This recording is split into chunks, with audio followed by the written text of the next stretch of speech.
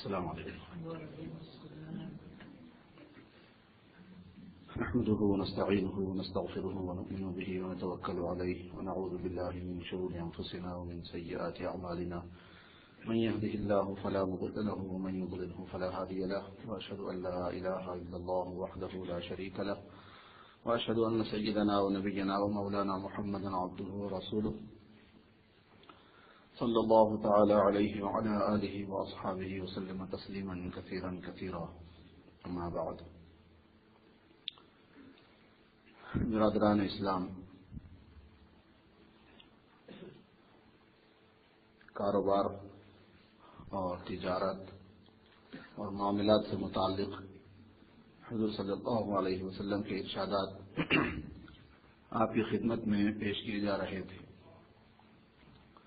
وہ سلسلہ انشاءاللہ پھر جاری رہے گا، چونکہ رمضان المبارک ممکن ہے کہ کل چاند ہو جائے، کیونکہ کل بھی چاند دیکھا جائے گا. تو اس لیے رمضان کی مناسبت سے حضور پاک صلی اللہ علیہ وسلم کا جو خطبہ ہے اور قرآن پاک کی جو آیتیں ہیں ان کا مختصر سا خلاصہ آپ کو سنایا جاتا ہے. سلمان فارسی رضی اللہ تعالیٰ عنہ کا ارشاد ہے کہ شعبان کے اخیر میں آخری دن حضور صلی اللہ علیہ وسلم نے ہمیں خطبہ دیا اور پھر آپ نے ارشاد فرمایا کہ لوگوں، ایک بہت بڑا مہینہ وہ تمہارے اوپر سایہ فگن ہے. جو مہینہ آ رہا ہے وہ بہت ہی بڑا ہے اور برکتوں والا ہے. شہر مبارک، برکت ہے اس مہینے میں. کس طرح کی برکتیں ہیں اس کا اندازہ نہیں لگایا جا سکتا. روحانی برکتیں بھی ہیں، جسمانی برکتیں بھی ہیں، دینی برکتیں بھی ہیں، دنیاوی برکتیں بھی ہیں، آخرت کی برکتیں بھی ہیں، مادی برکتیں بھی ہیں. برکت اموال میں بھی ہے، مالوں میں، برکت جانوں میں بھی ہے، برکت کاموں میں بھی ہے، برکت اعمال میں بھی ہے. برکتوں کا ایک سلسلہ ہے. یہ مہینہ جو آ رہا ہے بڑا برکت والا ہے، اور یہ وہ مہینہ ہے کہ جس میں ایک رات ہے جو 1000 مہینوں سے بہتر ہے. جو اس میں اگر کوئی آدمی عبادت کر لے تو 1000 مہینوں سے زیادہ عبادت کرنے کا ثواب اس کو ملے گا. یہ ایسا مہینہ ہے جو آ رہا ہے کہ جس کے روزوں کو اللہ پاک نے فرض فرمایا ہے اور جس کی تراویح کو اللہ پاک نے مسنون فرمایا ہے. یہ ایسا مہینہ ہے کہ جو آدمی اس میں کوئی نیک کام کرتا ہے تو اس کو ثواب ایسے ملتا ہے جیسے اس نے فرض ادا کیا. کوئی نفل کام بھی کرے گا تو اس میں اس کو فرض کا ثواب ملے گا، اور جو آدمی اس مبارک مہینے میں فرض کو ادا کرتا ہے تو اس کو 70 فرضوں کے ادا کرنے کا ثواب ملتا ہے. یہ مہینہ جو ہے وہ صبر سیکھنے کا ہے، اور صبر کا بدلہ جو ہے وہ جنت ہے. یہ مہینہ وہ مسلمانوں کے ساتھ غمخواری اور ہمدردی، ان کے دکھ درد میں شریک ہونے کا ہے کہ آدمی کو اندازہ ہو کہ تکلیف کیا ہوتی ہے. اور یہ وہ مبارک مہینہ ہے کہ اس میں ایمان والے کا رزق بڑھا دیا جاتا ہے. یہ وہ مبارک مہینہ ہے کہ اس کا جو پہلا عشرہ ہے وہ رحمت والا ہے خاص، اور دوسرا جو عشرہ ہے وہ مغفرت والا ہے خاص، اور تیسرا جو عشرہ ہے یعنی آخر کے 10 دن جو ہے وہ آگ سے آزادی والا ہے. عشرہ جو ہے وہ 10 دن کے حصے کو کہتے ہیں. عشرہ بنے 10. تو پہلے جو 10 دن ہیں وہ خاص رحمتوں کے نزول کا مہینہ ہے، دوسرے جو 10 دن ہیں وہ خاص مغفرت کیے جانے کا مہینہ ہے، اور تیسرے جو 10 دن ہیں وہ جہنم سے آزاد کیے جانے کا مہینہ ہے. پھر آپ نے فرمایا کہ اس مہینے کے اندر کوئی آدمی کسی روزے دار کو افطار کرائے گا تو اللہ تعالیٰ اس کو پورے روزے کا ثواب مرحمت فرمائے گا، اور اس روزے دار کے ثواب میں بھی کوئی کمی نہیں فرمائیں گے. صحابہ نے کہا کہ اللہ کے رسول صلی اللہ علیہ وسلم، ہمارے پاس اتنی گنجائش نہیں ہے کہ ہم کسی روزے دار کو پیٹ بھر کھلائیں. یعنی اگر کوئی ایسا آدمی ہے جس کے پاس ہے وہ تو کھلائے گا، لیکن جس کے پاس نہیں ہے وہ کیا کرے، اس کے لیے کوئی آپ نے ہے اس کا کوئی حل؟ تو آپ نے فرمایا کہ اللہ تبارک و تعالیٰ روزے کا ثواب اس شخص کو بھی دے دے گا جو ایک گھونٹ دودھ کا کسی روزے دار کو پلا دے گا یا ایک کھجور کسی روزے دار کو کھلا دے گا. اللہ ثمرۃ او مذقۃ لبن، ایک کھجور پر بھی یہ ثواب مل جائے گا، پورے روزے کا ثواب، اور روزے دار کے ثواب میں کوئی کمی نہیں، اور ایک دودھ کا گھونٹ پلا دے گا تو اس پر بھی یہ ثواب مل جائے گا. یہ فرمایا کہ جو آدمی رمضان کے مہینے میں اپنے ماتحت جو کام کرنے والے ہیں ان پر آسانی کرے گا، نرمی کر دے گا، کام ہلکا کر دے گا، کچھ چھٹی دے دے گا کہ بھئی روزہ ہے چلو آرام کر لو، قیلولہ کر لو، 1-2 گھنٹے بریک دے دے گا، یا کام جو ہے بہت مشکل قسم کا ہے تو کام ہلکا کر دے گا، اللہ تعالیٰ اس کے اوپر سے ہلکا کر دے گا. کل قیامت میں اس پر ہلکا کیا جائے گا اگر یہ روزے داروں پر ہلکا کرے گا. یہ حضور پاک صلی اللہ علیہ وسلم نے اس کی فضیلت کے سلسلے میں ارشاد فرمایا شعبان کے آخری دن میں. اب اندازہ لگائیے کہ کتنی باتیں حضور پاک صلی اللہ علیہ وسلم نے اس میں فرمائی ہیں. قرآن کریم میں اللہ پاک یہ ارشاد فرماتے ہیں کہ اے ایمان والو کتب علیکم الصیام، تم پر روزے فرض کیے گئے ہیں. جیسے نماز ہم پر فرض ہے، اللہ کی طرف سے آرڈر ہے، روزہ بھی اللہ تعالیٰ کی طرف سے فرض ہے، آرڈر ہے کہ ایز اے بندہ ہونے کے، ان کے مخلوق ہونے کے ہم پر انہوں نے یہ حق رکھا ہے کہ تمہیں یہ کرنا ہے. وہ ہمارے کریٹر ہیں، وہ ہم کو پیدا کرنے والے ہیں، وہ ہمارے رازق ہیں، وہ ہمارے رب ہیں، وہ ہمارے خالق ہیں، مالک ہیں، وہ سب کچھ ہیں، وہی ہمارے محافظ ہیں، ساری نعمتیں ان کی دی ہوئی ہیں، ان کا حق بنتا ہے کچھ. انہوں نے کہا کہ میرا حق ہے کہ میری بندگی کرو، اور روزے سے بھی کرو، نماز سے بھی کرو. تو روزے فرض کر دیے گئے ہیں تم پر. اور یہ فرمایا کہ یہ سلسلہ تمہارے ساتھ کوئی نیا نہیں ہے، اس سے پہلے بھی ہوا ہے. کما کتب علی الذین من قبلکم، جیسے تم سے پہلوں پر فرض کیے گئے تھے ایسے تم پر بھی فرض کیے گئے. ایک تو اس مضمون کو بتانے کے لیے کہ یہ کوئی حکم نیا نہیں ہے، چونکہ جب پچھلے لوگوں نے بھی کیا تھا تو آدمی کو آسان ہو جاتا ہے. پھر دوسرے یہ کہ علماء نے فرمایا کہ یہ حوالہ جو ہے نا وہ غیرت کے لیے بھی ہے. غیرت کے لیے کا مطلب یہ کہ تم دوسری امتوں کے مقابلے میں تمہیں پتا ہے کہ تمہاری کیا حیثیت ہے، اللہ نے تم کو بڑا مرتبہ دیا ہے، تم خیر امت ہو، چونکہ امام الانبیاء کی تم امت ہو، اس وجہ سے تمہاری امتیت دوسروں کے مقابلے میں زیادہ ہے. اب اگر دوسروں کو ایک کام دیا گیا تھا اور تم کو بھی وہ کام دیا گیا تو یہ تو بے انتہا بے غیرتی کی بات ہوگی کہ اس کو تم نہ کرو، تو کرنا ہی کرنا ہے. جیسے فرمایا کہ تم سے پہلوں کو دیا گیا تھا، تم کو بھی اب دیا جا رہا ہے، ان سے پیچھے نہ رہ جانا، کر لینا. اور فرمایا کہ یہ اس لیے ہے کہ تم اگر روزے رکھو گے اور اس میں جو صحیح طریقہ ہے رکھنے کا اختیار کرو گے تو تم امید ہے کہ بچ جاؤ گے. کس سے بچو گے؟ مفسرین کہتے ہیں کہ جہنم کی آگ سے بچو گے آخرت میں، اور دنیا میں گناہوں سے بچو گے. جو دنیا میں گناہ سے بچتا ہے وہ آخرت میں جہنم سے بچتا ہے. اس لیے تتقون کا جو مفعول ہے وہ معاصی بھی ہے اور النار بھی ہے. آخرت کے اعتبار سے آگ سے بچتا ہے آدمی، اور دنیا کے اعتبار سے گناہوں سے بچتا ہے. گناہ سے بچنے کو بہت روزے کو بہت خاص دخل ہے گناہوں سے بچنے میں. جن وجوہات کی وجہ سے آدمی گناہوں میں پڑتا ہے ان وجوہات پر کنٹرول کرتا ہے روزہ، اور آدمی کو کنٹرول کرنا سکھاتا ہے. آدمی کے جذبات قابو میں آتے ہیں، آدمی کی طبیعت تھوڑی مزمحل ہو جاتی ہے. ایک لانگ ٹائم عبادت کنٹینیو ہونے کی وجہ سے اس کی ایک روحانیت آدمی کے اندر آتی ہے. روزے کی برکت سے آدمی کے اندر ایک نور آتا ہے، وہ نور آدمی کو خیر کی طرف چلنے دیتا ہے، برائی کی طرف چلنے سے روکتا ہے. یہ اس کی خود سنت. دیکھیے اب رمضان کے مہینے میں ایسے ایسے لوگ جو کبھی مسجد کو نظر نہیں آتے اور رمضان میں نظر آ جاتے ہیں.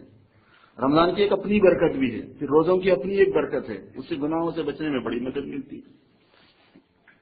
ایام معدودات، اللہ نے فرمایا کہ جو فرض روزے کیے گئے ہیں تم پر وہ گنے ہوئے کچھ دن ہیں، گنے چنے تھوڑے سے دن ہیں. وہ پہلے اللہ نے فرمایا کہ چونکہ مہینہ بھر رکھانا تھا تو کہا کہ یہ جب لفظ مہینہ بھر کہا جائے گا تو یہ نہ سمجھنا کہ یہ کوئی بہت زیادہ ہے، وہ تھوڑے سے نہیں، کچھ بھی زیادہ نہیں، تمہیں لگ رہا ہے کہ بہت زیادہ ہے. ایام معدودات، گنے ہوئے دن ہیں چند.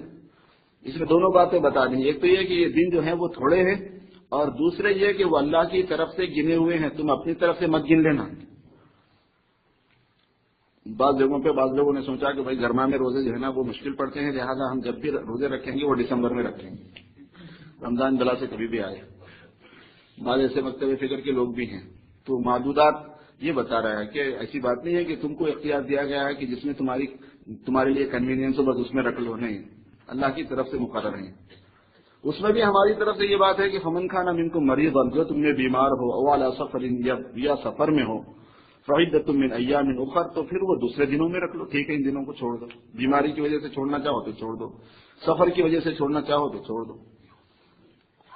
سفر سے مراد عام سفر نہیں ہے کہ یہاں سے سبق کو چلے گئے تو بھی روزہ چھوڑ دیا، ایک خاص سفر مراد ہے، جیسے ہم سب جانتے ہیں کہ سفر شرعی مراد ہے۔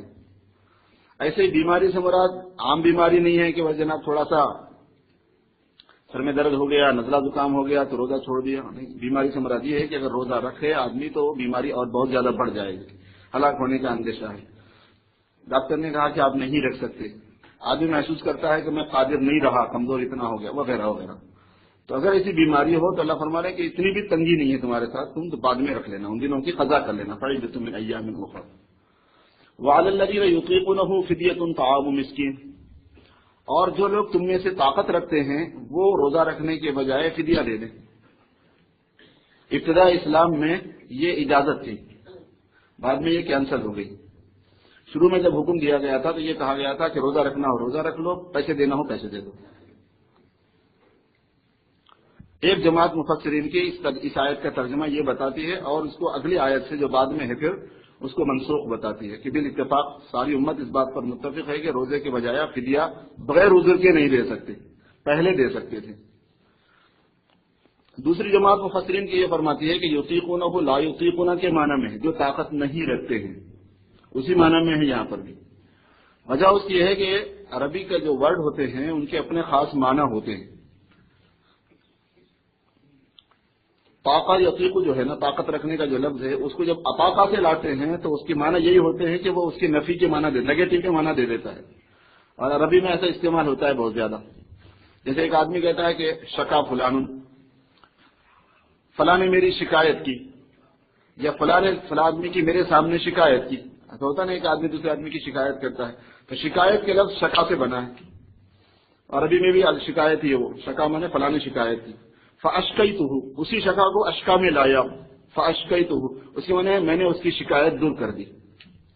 شکا فلان فاشکیتہ، فلاں نے شکایت کی، میں نے اس کی شکایت کو دور کر دیا۔ تو یہاں پر یطیقونہ نہیں ہے، یطیقونہ ہے، جس کو طاقت نہیں ہے وہ فدیہ دے دے، جیسا کہ آج بھی یہ حکم موجود ہے کہ جس کو طاقت نہیں ہے وہ فدیہ دیتا ہے۔ طاقت نہیں ہونے کا مطلب یہ ہے کہ آدمی اتنا بیمار ہو گیا، بستر مرگ پر آ گیا کہ اب قضا بھی کرنے کی چانسز نہیں رہے اور خود رکھ بھی نہیں سکا ہے، تو پھر ایک روزے کے بدلے میں ایک فدیہ دے دے گا۔ صدقہ فطر کی جو مقدار ہوتی ہے وہ ایک روزے کے بدلے میں ہوتی ہے۔ کسی کے باپ، کسی کی ماں، بھائی وغیرہ اتنے بیمار رہے کہ ان کو روزوں کا رمضان تو گزرا لیکن روزے نہیں رکھ سکے بیماری کی وجہ سے، ان کی اولاد اگر دینا چاہے تو دے سکتی ہے۔ ویسے اصل مسئلہ یہ ہے کہ جو صاحب معاملہ ہے، جو روزہ نہیں رکھ سک رہا ہے، وہ اپنے مال میں وصیت کرے گا کہ اس کا فدیہ دے دینا۔ وصیت اس لیے کرے گا کہ وہ خود کہاں رکھ سکتا ہے، وہ خود کہاں یہ سب کام کر سکتا ہے، کیونکہ اگر وہ بعد میں تندرست ہے اور بعد میں اس کو طاقت حاصل ہو گئی تو پھر فدیے سے کام نہیں چلے گا، وہ تو روزہ رکھنا پڑے گا اس کو۔ لیکن روزہ رکھ ہی نہیں سکا، خدا کو پیارا ہو گیا، تو پھر ان کے بدلے میں آدمی وصیت کر جائے کہ میرے روزوں کے کا جو ہے نا فدیہ دے دو، میری نمازوں کا جو ہے وہ فدیہ دے دو، اور ایک نماز کا فدیہ اتنا ہی ہے، ایک روزے کا فدیہ اتنا ہی ہے، اور وہ 2.25 سیر گیہوں ہے، بس کتنی آسانی ہے، 2.25 سیر گیہوں یا اس کی قیمت۔ اور اگر وصیت نہیں کی، دوسروں نے دے دی، رشتہ داروں نے دے دی، اولاد نے سوچا کہ بھائی ہمارے ماں باپ کے روزے رہ گئے تھے، خود اپنی طرف سے ادا کر دیں، تو علماء نے اجازت دی ہے کہ ایسا کر سکتے ہیں۔ اور یہ سلوک جو ہے نا وہ بہت اچھا سلوک ہے، بجائے اس کے کہ دوسری قسم کے کوئی سلوک کرے گزرنے کے بعد میں۔ یہ دیکھ لو کہ ان کے حقوق واجبہ، وہ کسی کا قرض تو باقی نہیں ہے، ان کے ذمہ حج فرض تو نہیں ہو گیا تھا جو وہ ادا کرنے سے رہ گئے، نمازیں تو نہیں رہ گئی تھیں جو ادا کرنے سے رہ گئی، روزے تو نہیں رہ گئے تھے جو ادا کرنے سے رہ گئے، اللہ نے آپ کو پیسے دیے ہیں، آپ ان کی طرف سے یہ ادا کر دو، تو یہ بہت بڑا سلوک ہے، یہ بہت بڑا فاتحہ ہے۔ فاتحہ کی یہ جو شکل ہے نا وہ بہت اہم شکل ہے، دوسرے تمام قسموں پہ مقدم ہے، یہ اندازہ لگا لو آپ۔ فمن تطوع خیرا فهو خیر له وان تصوموا خیر لكم، جو بھی تم نیک کام کرو گے تو وہ تمہارے لیے بہتر ہے، روزے رکھنا تمہارے لیے بہتر ہے۔ یہ وہ جو پہلے کا حکم ہے اس سے متعلق ہے۔ پھر اس کے بعد والی آیت ہے شہر رمضان الذي انزل فيه القرآن، رمضان کا وہ مہینہ ہے جو تمہارے لیے روزے جس میں فرض کیے گئے، جس میں قرآن پاک کو نازل کیا گیا ہے، الذي انزل فيه القرآن، جس میں قرآن پاک کو نازل کیا گیا۔ اس مبارک مہینے میں لوح محفوظ سے آسمان اول پر قرآن پاک لایا گیا اور پھر 23 سال کی مدت میں تھوڑا تھوڑا اترا، اور آسمان اول سے بھی حضور پاک صلی اللہ علیہ وسلم پر پہلی مرتبہ جو وحی آئی وہ بھی رمضان میں ہی آئی تھی۔ 24 رمضان اس کی تاریخ بتاتے ہیں مورخین کے، 24 رمضان کو اقرا بسم ربک الذی والی جو آیتیں ہیں وہ نازل ہوئی۔ واللہ اعلم بحقیقت الحال، کیونکہ ہجرت سے پہلے کی جو تاریخیں ہیں نا وہ اتنی سیف نہیں ہے، شورٹی ان کی نہیں ہوتی کہ واقعہ کب کا ہے کیا ہے۔ فرمایا کہ رمضان کا مہینہ جس میں قرآن پاک نازل کیا گیا ہے یہ ہے وہ مہینہ، ہدی للناس وبینات من الہدی والفرقان۔ قرآن پاک کیا ہے؟ وہ لوگوں کے لیے ہدایت کی چیز ہے اور لوگوں کے لیے واضح دلیلیں ہیں اور فرق کرنے والی چیز ہے یہ حق و باطل میں، صحیح غلط میں۔ جو آدمی قرآن کی روشنی کو لے گا وہی صحیح غلط میں تمیز کرے گا، جو نہیں لے گا وہ صحیح غلط میں تمیز نہیں کر سکتا۔ پوری دنیا میں یہ اصول ہے، یہ ساری انسانیت پر یہ اصول ہے، ماننے والوں کے لیے بھی نہیں ماننے والے۔ حق و باطل کی تمیز تو قرآن سے ہوگی اور کسی چیز سے نہیں ہو سکتی۔ وبینات من الہدی والفرقان فمن شہد منکم الشہر فلیصمہ، یہ آیت ہے۔ یہ سب ایک ساتھ اتری ہوئی نہیں ہے، یہ قرآن میں ایک جگہ ہے لیکن اتری ایک ساتھ نہیں ہے، یہ بعد میں آئی آیت۔ اللہ نے فرمایا کہ اب جو رمضان کے مہینے کو پائے گا تو اس کو روزہ رکھنا پڑے گا۔ جن لوگوں نے پہلے والم الذین یطیقون کا مطلب یہ بتایا تھا کہ فدیے کی اجازت ہے، انہوں نے کہا کہ وہ کینسل ہو گیا اس آیت سے، جس میں اللہ نے فرمایا کہ جس کو رمضان کا مہینہ ملے گا اس کو روزہ رکھنا پڑے گا، اب فدیہ دینے کی اجازت نہیں ہے۔ فمن شہد منکم الشہر فلیصمہ، اس میں البتہ یہ ومن کان مریضا، اگر پیچھے ہی والا مضمون ہوتا نا تو اس کو دہرایا نہ جاتا، چنانچہ یہ فرمانے کہ چونکہ روزہ رکھنا کمپلسری ہو گیا تو پھر اس میں سے بیمار کو الگ کیا جا رہا۔ ومن کان منکم مریضا او علی سفر فعدۃ من ایام اخر، جو بیمار ہے یا مسافر ہے وہ دوسرے دنوں میں رکھ لے، کیونکہ وہاں پر بھی بیمار اور مسافر کے لیے اجازت تھی لیکن اس کو چونکہ کینسل کیا گیا تو کہیں اس کو بھی آدمی کینسل میں نہ سمجھ لے، اس لیے الگ سے پھر اس کو ذکر کیا گیا، دو جگہ ہے اس کا ذکر۔ فمن كان منكم مريضا او على سفر فعدة من ايام اخر يريد الله بكم اليسر، اللہ پاک ارادہ کرتے ہیں تمہارے ساتھ آسانی کا، اسی وجہ سے تمہارے لیے سہولتیں دی ہیں، بیمار کو یہ سہولت دے دی، مسافر کو یہ سہولت دے دی، اور ویسے بھی اللہ پاک احکام میں تمہاری سہولت پیش نظر رکھتے ہیں کہ تمہیں سہولت ہو جائے۔ اس لیے روزے اگر رمضان کے روزے لگا دیے تو یہ ملک کو مشقت کی چیز نہیں ہے، بہت اس میں سہولت ہے۔ اور ایک بزرگ نے اس آیت کریمہ کی تفسیر میں بڑی عجیب بات فرمائی، فرمایا چونکہ اللہ کا ارادہ آسان کرنے کا ہے، اگر تم روزے رکھو گے نا تو وہ آسان کر دے گا تمہیں۔ بولتے نا اتنا پیسے روزے رکھنے ابھی کر کے تو دیکھو، جو آدمی کہتا میں ہی نہیں رکھ سکوں گا شاید، بہت مشکل ہے، ارے کر کے تو دیکھ، روزہ تو رکھ کے دیکھو پھر کیا ہوتا ہے۔ روزہ رکھنے میں آدمی جتنا آسانی سے برداشت کر لیتا ہے ویسے نہیں برداشت کر سکتا۔ صبح سے شام تک آدمی بغیر کھائے پیے کے رہ جائے بڑی مشکل ہو جاتی ہے، ایون ڈاکٹر بھی کہتے کہ آپ صبح سے شام تک نہ کھاؤ تو بڑی مشقت ہو جاتی ہے، روزہ رکھ لو کچھ مشقت نہیں ہوتی۔ یہ کیا چیز ہے؟ یہ اس وعدے کو پورا کرنے والی بات ہے۔ اللہ نے کہا کہ میں آسان کر دوں گا، تم بے فکر رہو، کر کے تو دیکھو، تم روحانیت بھی مل جائے گی اور میری طرف سے مدد مل جائے گی۔ اسے چھوٹی چھوٹی بیماریوں پہ روزہ چھوڑنا نہیں چاہیے۔ ارے میرے سے نہیں ہو سکتا، بھائی کیوں نہیں، جاب ہے اور جاب کی دشواریاں ہیں اس وجہ سے روزہ چھوڑنا نہیں چاہیے، کہ اتنا ہارڈ جاب اس کے ساتھ میں روزہ نہیں رکھ سکتا، بھائی برداشت کرو تھوڑا سا، روزے معاف نہیں ہوں گے ہارڈ جاب کی وجہ سے، جاب چھوڑانا پڑے گا، بھائی ایک دن کی ایک مہینے کی رخصت لے لو۔ آپ بولو گے کہ یہاں تو پہلے ہی جاب لخلخے میں تلوار کے نیچے لٹکی ہوئی، اب آپ کہہ رہے ہیں کہ ایک مہینے کی رخصت تو وہ تو جاب ہی چلی جائے گی، کچھ کرو۔ اور آسان بات یہ ہے کہ روزہ رکھ لو، ایسی کیا مصیبت آئے گی؟ کچھ نہیں آئے گی، آپ دیکھیں گے اللہ آسانی کرے گا۔ اللہ جب اللہ فرما رہے ہیں تو وہ آسانی کرے گا، وہ یرید اللہ بکم الیسر، اللہ اب مشقت جو ہے ایک مسلمان کو مشقت تھوڑی برداشت کرنی چاہیے اللہ کے لیے۔ وہ شہر الصبر، یہ تو صبر کا مہینہ ہے کہ صبر تو سیکھنا ہی سیکھنا ہے، والصبر ثوابہ الجنہ، اس لیے روزہ رکھ لینا چاہیے۔ اور ویسے آج کل ہمارے لیے تو کچھ مشکل بھی نہیں ہے، یہ تو سردیوں کے روزے جو ہیں نعمتیں باردہ غنیمتیں باردہ ہیں، سردیوں میں روزہ کیا مشکل ہے؟ کچھ بھی مشکل ہے۔ گرما میں اگر آ جائے تو پھر بھی یہ سوال جواب کرنے کی نوبت ہے، سردیوں میں تو بھائی کچھ بھی نہیں ہے، آدمی ویسے بھی کھا نہیں پاتا ہے، پی نہیں پاتا ہے، آسانی سے ٹائم نکل جاتا ہے۔ اور ابھی آپ دیکھیں گے کہ جب ویسے سردی بڑھ جائے گی اور ایک گھنٹہ پیچھے ہو جائے گا، ادھر ظہر ہوئی تو آپ سمجھ لو کہ بس افطار ہو ہی گیا، ظہر پڑی ایک گھنٹہ بھی نہیں ہوتا، عصر پڑھو ایک گھنٹہ نہیں ہوا، مغرب پڑھو قصہ ختم۔ ایسا لگتا ہے کہ جن لوگوں کو 11 بجے تک سونے کی عادت ہے فجر کے بعد، ان کو تو لگتا ہے کہ ہم روزہ تھے کیا نہیں تھے، اتنا آسان ہو جاتا ہے، غنیمت باردہ۔ فرمایا یرید اللہ بکم الیسر ولا یرید بکم العسر، آسانی کا ارادہ کرتے ہیں، اس میں یہ مضمون شامل ہو گیا تھا کہ تنگی کا ارادہ نہیں کرتے، مگر اس کی تاکید کر رہے ہیں کہ تمہارے ساتھ دشواری کا ارادہ نہیں کر رہے ہیں۔ وَلِتُكْمِلُوا الْعِدَّةَ، اور یہ آسانی تمہارے لیے اس لیے بھی کر دی ہے کہ تم اس کی جو تعداد ہے وہ پوری کرو، اس کو انکمپلیٹ مت رکھو، مکمل کرو۔ وَلِتُكَبِّرُوا اللَّهَ عَلَى مَا هَدَاكُمْ، اور یہ جو روزے تمہیں دیے گئے ہیں نا، تمہیں نہیں معلوم ہے کہ اس کا ثواب کیا ہے، اس کا فائدہ کیا ہے، اس کا ریزلٹ کیا ہے، اس کی اینڈنگ کیا ہے، تمہیں نہیں معلوم ہے۔ یہ اتنی بڑی نعمت ہے، ہم بتا رہے ہیں کہ بس تم یقین کرو اور اللہ کی بڑائی بیان کرو کہ یہ نعمت دے دی تم کو۔ وَلِتُكَبِّرُوا اللَّهَ عَلَى مَا هَدَاكُمْ، اللہ کی بڑائی بیان کرو کہ اللہ نے تمہیں اس کی ہدایت دے دی، اس کی توفیق دے دی اور تمہیں یہ راستہ دے دیا۔ اگر تمہیں یہ نہ بتایا جاتا، یوں کہا جاتا کہ تم اللہ کی نزدیکی تلاش کرو، تم کہاں مارے مارے پھرتے پہاڑوں کے اندر، سنیاسی بن جاتے، نن بن جاتے، سمندروں میں کود کے مرتے کہ بھئی اللہ کا تقرب حاصل کرنا ہے۔ اللہ نے خود ہی راستہ دیا، تو اللہ کے بتانے سے پتہ چل گیا کہ وہ کس سے خوش ہو جائیں گے اور کہاں سے ان کی نزدیکی مل جائے گی۔ اس پر تم اللہ کی بڑائی بیان کرو۔ وَلِتُكَبِّرُوا اللَّهَ عَلَى، اسی لیے جب رمضان کا مہینہ ختم ہو جاتا ہے تو تکبیر کے ساتھ میں نماز پڑھی جاتی ہے، یہ ہے اس کی لاجک۔ وَلِتُكَبِّرُوا اللَّهَ عَلَى مَا هَدَاكُمْ وَلَعَلَّكُمْ تَشْكُرُونَ، اور تاکہ تم اللہ پاک کا شکر بھی ادا کرو، اس لیے تم کو یہ نعمت دی گئی۔ وَإِذَا سَأَلَكَ عِبَادِي عَنِّي، صحابہ نے ایک موقع پر حضور سے پوچھا، رمضان سے مناسبت ہے تھی کہ اللہ تعالیٰ کے لیے جب ہم اللہ سے دعا کریں تو کیا اللہ دور ہے کہ پکار کے ان کو بولے، یا اللہ پاک قریب ہے کہ آہستہ سے بولے؟ فرمایا کہ جب میرے بندے میرے بارے میں پوچھیں فإنی قریب، تو میں قریب ہوں۔ فإنی قریب یہ بھی نہیں فرمایا فقل انی قریب، اے محمد صلی اللہ علیہ وسلم آپ فرما دیجیے کہ میں قریب ہوں، یہ بھی نہیں فرمایا، بلکہ قل بھی بیچ میں سے ہٹا دیا کہ بس میں تو ہوں ہی یہاں پہ۔ اذا سألک عبادی عنی فإنی قریب، جب میرے بندے میرے بارے میں پوچھیں کہ میں کہاں ہوں تب تو میں یہی ہوں، بس فإنی قریب۔ اجیب دعوت الداعی اذا دعانی، جب کوئی دعا کرنے والا مجھ سے دعا کرتا ہے تو میں اس کی دعا کو قبول کرتا ہوں، سنتا ہوں اس کی۔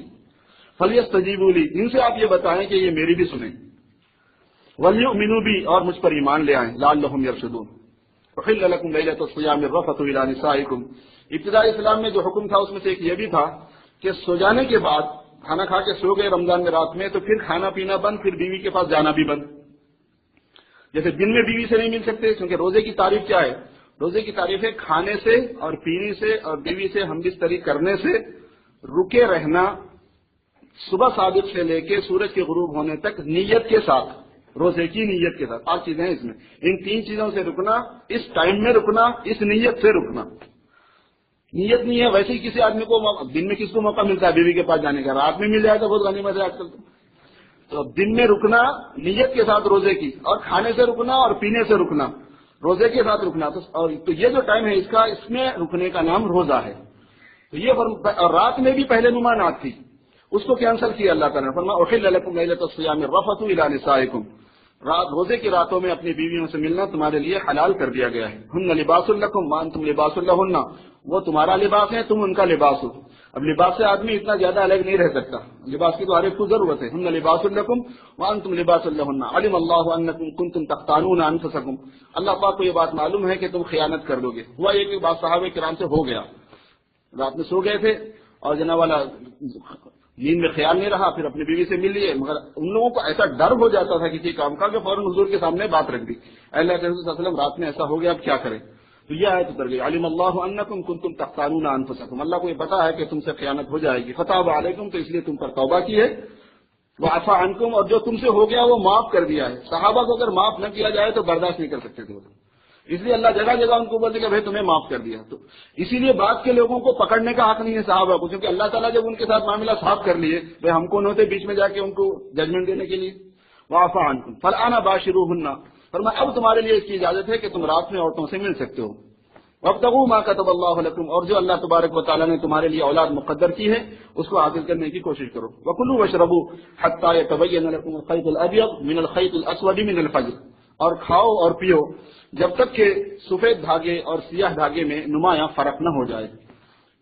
جو افق ہوتا ہے جہاں سے سورج نکلتا ہے، جب رات کا اندھیرا چھٹتا ہے اور دن کا اجالا نکلتا ہے تو کالی چادر کے اوپر ایک سفید دھاری آ جاتی ہے، تو اس کو تاگے سے تعبیر کیا گیا، دھاگے سے تعبیر کیا گیا، فرمایا کہ جب تک یہ نہ ہو جائے اس وقت تک تم کھا سکتے ہو، جس کو صبح صادق کہتے ہیں۔